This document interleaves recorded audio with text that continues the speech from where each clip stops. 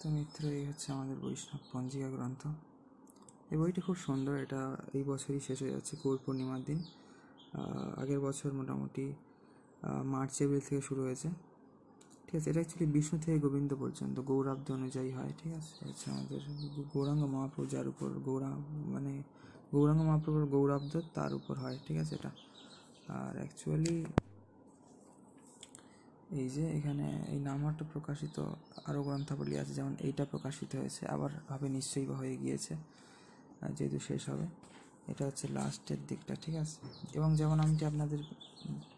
যেমনটি আমি আপনাদের বলে দিয়েছিলাম যে এই যে আজকে পঞ্চমী, কাল ছিল চতুর্থী, শ্রীল পুরুষোত্তম দাস ঠাকুরের আবির্ভাব তিথি 3 মার্চ, আছে 4 মার্চ মানে পঞ্চমী, এবং খুব তাড়াতাড়ি আসছে আমাদের 10 মার্চ গৌর বা শুক্লপক্ষের একাদশী।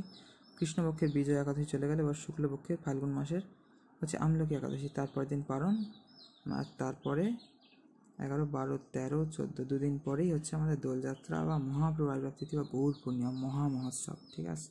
এবং এটা মহোৎসব কেন, মহামহোৎসব কেন সেটাও আপনাদের বললাম। এবং এটা হচ্ছে শান্তিপুর উৎসব, কিন্তু এটা উৎসবও না, মহোৎসব, তারপর মহামহোৎসব কেন, ঠিক আছে, সেটাও বললাম আপনাদের।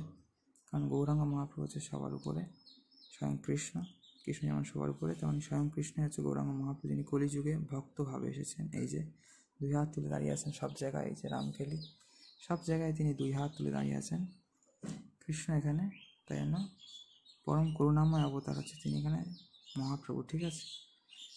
ভগবানের ঐশ্বর্য অবতার বা ঐশ্বর্য রূপ হচ্ছে জগন্নাথ, মাধুর্য রূপ হচ্ছে শ্রীকৃষ্ণ, এবং উদারতার রূপ হচ্ছে মহাপ্রভু। এই যে কারণ তিনি হাত তুলে সংকীর্তন করে মানুষকে শেখাচ্ছেন কীভাবে কৃষ্ণের কাছে ফিরে যেতে হবে বা তার কাছে ফিরে যেতে হবে গোলকে।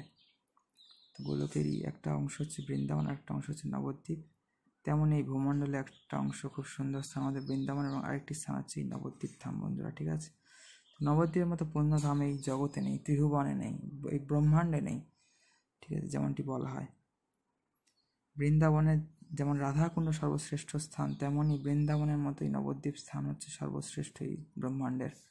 তো রাধা শ্যামকুণ্ড কি জয় হোক, গিরি গোবর্ধন কি জয় হোক, শ্রীমান মহাপ্রভু কি জয়, রাধা কৃষ্ণ কি জয়, জগন্নাথ মহাপ্রভু কি জয়, জয় জয় শ্রী পার্বতী মহাদেব কি জয়, জয় জয় শ্রী সীতারাম, জয় শ্রী রাধেশ্যাম, জয় শ্রী নিতাই গৌর সীতানাথ প্রেমানন্দে, হরি হরি বল। সবাই খুব ভালো থাকবেন বন্ধুরা।